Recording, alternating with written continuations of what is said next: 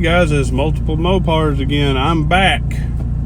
I know I haven't made a video in a while, and I wanted to take this opportunity to try to make one in our new Viper GTS. I'll show you guys the car here in just a little bit. I wanted to review this in kind of comparison with the Z06 and the Mustang GT350, since everybody's saying that, you know, we're comparing a track car to a drag car. So I wanted to take the opportunity to do that today. So without further ado, we'll be on the road here shortly, and we'll show y'all what my thoughts are on this.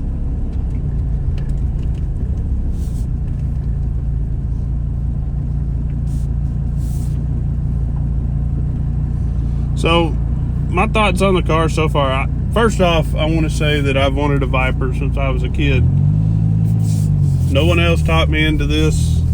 It was a me thing.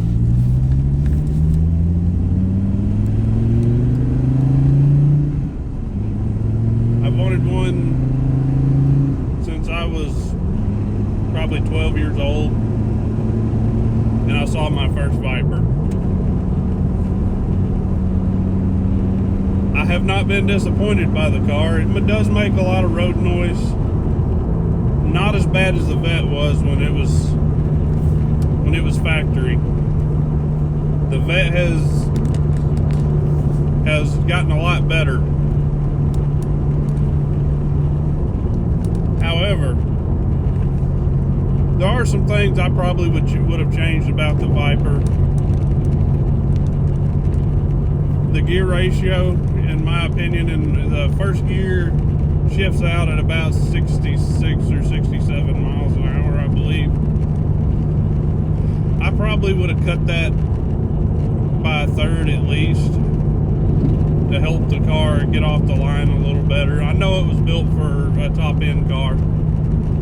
Hopefully you guys can hear me. I'm trying to record this with my iPhone rather than my GoPros like I normally do. So basically, the Viper's a great track car compared to the Mustang GT350. This thing handles like it's on rails. The GT350 does the same thing, but it's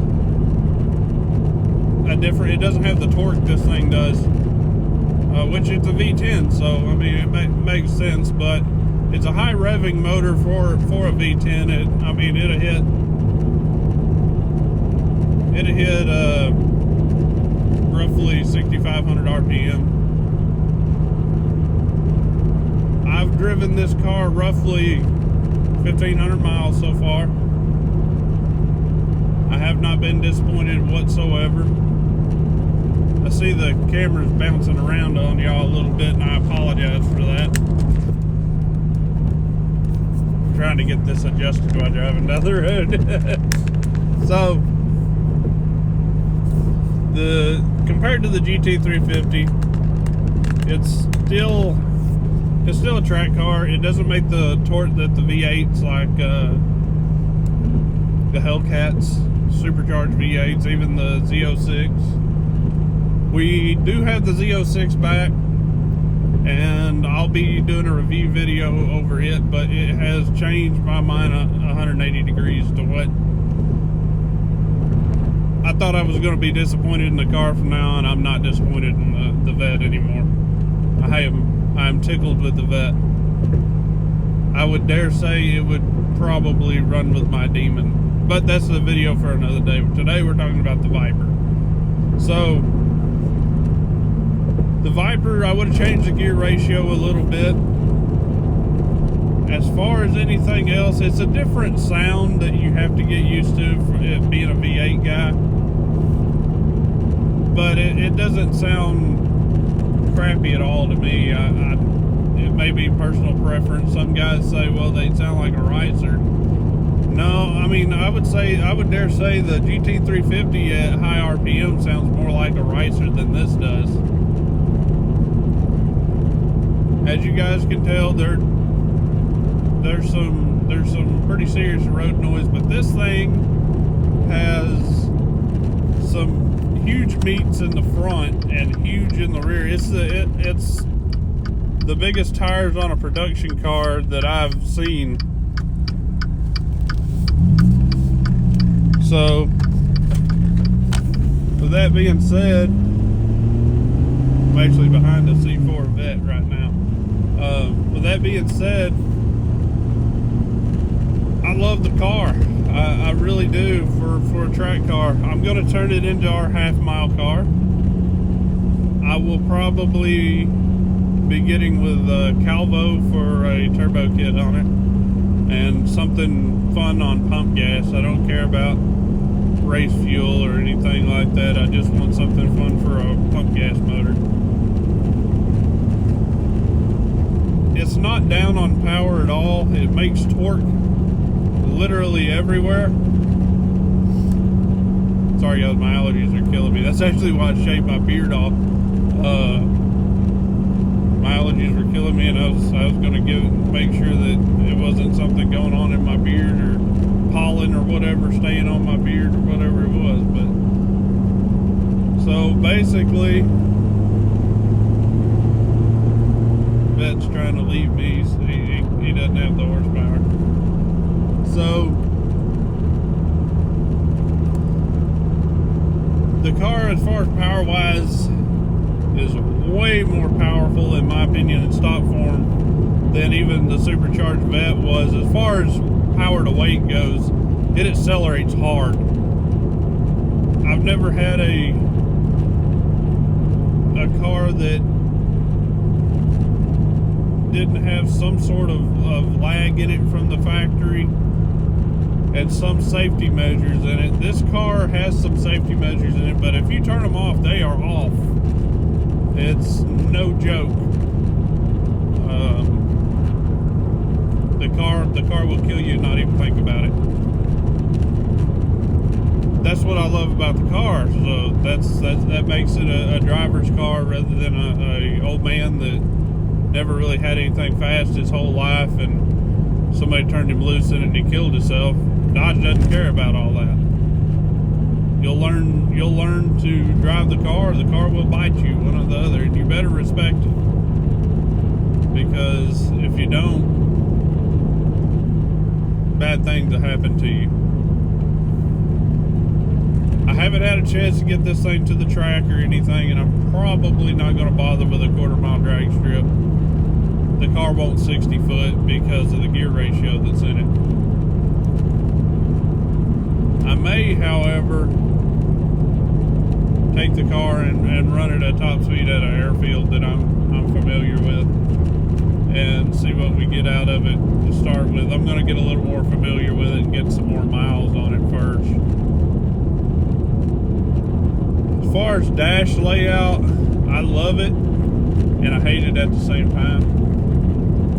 I love the fact that you have an oil pressure gauge that's pretty much standard on the layout on these. I wish that they would have done that with the Hellcats and such, because that's a pretty vital gauge in my opinion.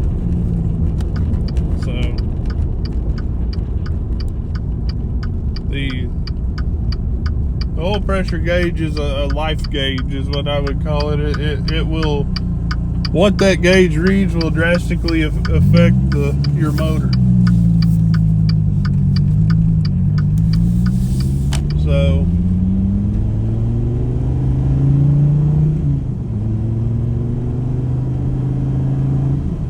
that dude in the vet is crazy, man. He turned around in the middle of a busy street.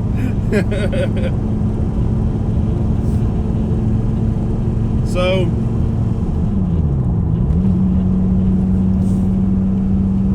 my opinion on the Viper is it's a driver's car and it will kill you if you don't respect it. That being said, I've drove this car in the rain.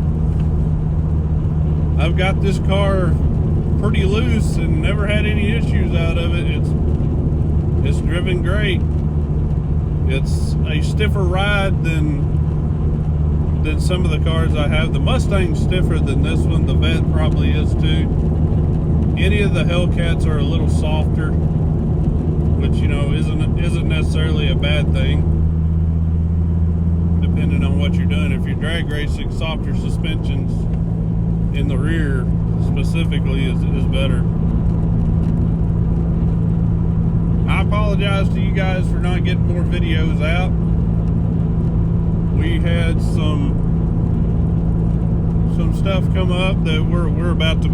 I told you guys we were about to move, and we're in process of doing it still. But I wanted to get a chance to talk to you guys about the new car and kind of review it, so you guys knew what was going on out here. So future mods, like I said, are going to be probably a twin turbo kit from Calvo. I'm not going to even, I'm just not going to touch anything as far as mechanically on this car. I don't know enough about the V10s to really mess with them, and I honestly don't feel like there's a whole lot of need to learn it, because, you know, there's not many of these cars left. This was one of the last 9 left that were new on the showroom floor. This one's actually a 16, and it was sitting somewhere in Louisiana. My Dodge dealership, Sulphur Springs Dodge, went and got this for me, and they didn't charge me an arm and a leg for this car. I actually got this car for less than MSRP, which surprised me, because, you know, everywhere else you look, these cars are going for 130s to 160s. The ACR specifically is up around 200. So, you know, that means a lot to me, and that's why I always do business with Sulphur Springs Dodge. If you're up in the East Texas area, specifically Northeast Texas, I would highly suggest you talk to them if you're looking to buy a new vehicle. So with that being said, that's pretty much my opinion on the Viper,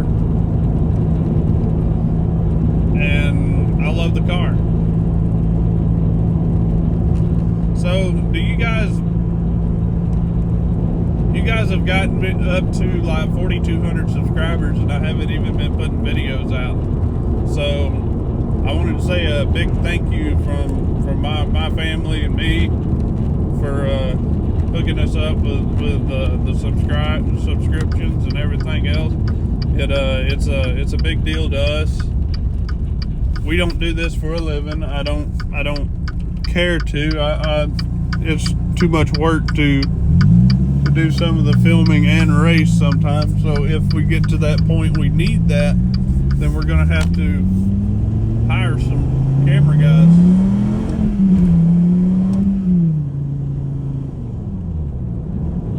So as you can see, there's some fun to be had with this car. The interior, however, if you shut this car down, like a lot of times at Walmart or something, or wherever me and my old lady go, I may sit outside the car while she goes in and does her shopping or whatever she's doing. Well, this particular car, if I was a single man, would be the car that I would select to go anywhere in. But for 2 people, me and her, I'm losing weight at the moment, but she is too. But for larger people, this car is comfortable still. The only thing I hate about this car is how small the doors are on it. It makes it kind of challenging to get in and out of. You gotta kind of, you know, fight to get in it or out of it. Specifically out of it though. So that's one gripe I guess I have about the car.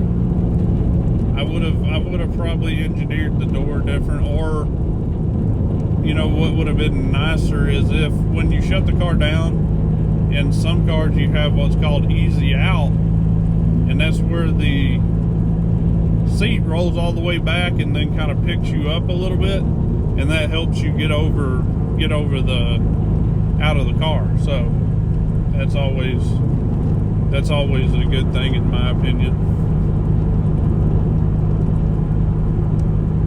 with this car being what it is,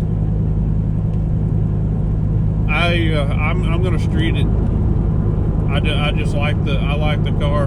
The reason I didn't get the ACR, I wanted a GTS. That's what I wanted, and that's what I ended up with. And I wasn't big on silver when we first started looking at it, but then when I saw this car, I didn't know it had black striping or anything like that on it. And I'll show you guys a video of the car before we're all said and done here. But I didn't know what to expect out of this car. When it arrived, I loved the color. I was planning on painting this car because I am not a fan of silver. Our Jeep silver, that was my old lady's choice, not really mine. But this car, silver and black, set it off. It looks good. So with that being said, guys, I just want to tell y'all thank you for all the subscriptions. If you haven't already, please like and subscribe to us. We've got some more content coming on these cars. I've got a camera guy who's going to start capturing quite a bit of our events and such. We'll be at a private event probably in August at Ennis again.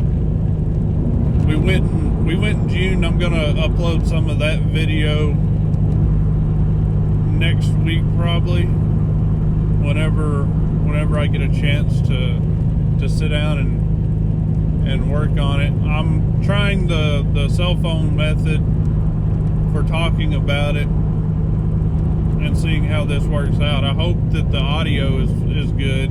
It may not be. We'll have to see. But with that being said, guys, I'm going to cut y'all off a little short today, but I wanted to get a video up. I will get you a outer video of this, and we'll go from there, guys. I appreciate everybody's subscriptions, and thanks everybody. Hey guys, I had some afterthoughts on the Viper, and I just wanted to be clear on a few things. Road noise is 100% tolerable. It's nothing like the Vet was. The car itself is a great car. I have no issue with the drivability of the car. Even with the high first gear ratio, when you're coming off the line, you got to be kind of careful or you will kill it.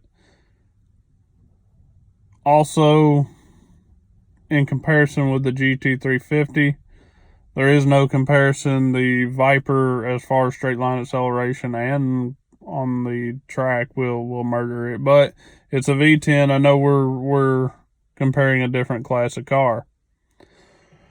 Also, compared to the Z06 straight line acceleration and drivability of the car, I would dare say that the Viper, even being naturally aspirated, not supercharged, would run with a stock Z06 straight line acceleration.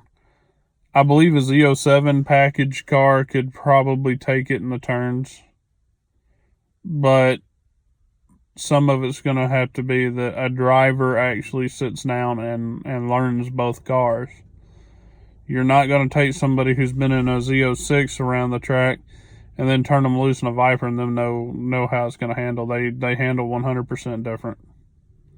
Okay, guys, so that's my opinion on it, and I wanted to share that because I think some of my video that I loaded earlier is a little bit vague on that, and I wanted to share that and be 100% upfront with you guys.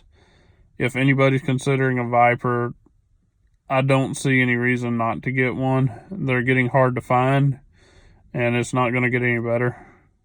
So, if you guys want, I'm fixing to step out here in a minute and take a video of this from the external. I will tell you that the Viper, as far as the interior, you can't sit in this car right after it's been shut down. I don't care if it's winter time. You can't sit in this car right after it's been shut down and be comfortable. You're nearly going to have to run the AC. It's like an oven in here. Literally. It's probably, I've been sitting here for a couple of minutes, and it's probably 95-ish, and I had the AC wide open.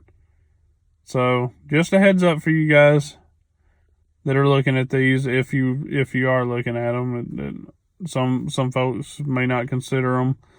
I still consider the Hellcat and the Demon to be more money for, more bang for your buck, basically. But these cars, just like the Demon, my Demon's right here.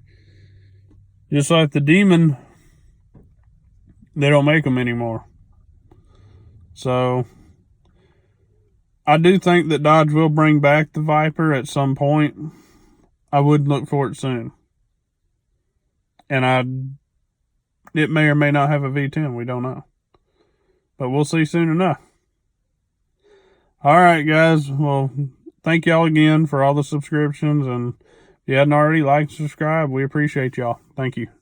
Before we go, guys, I was going to kind of show you guys what it's like to try to get out of this car. If you look, this is your area that you have to step over this. This is hot, by the way, because it's also running through here.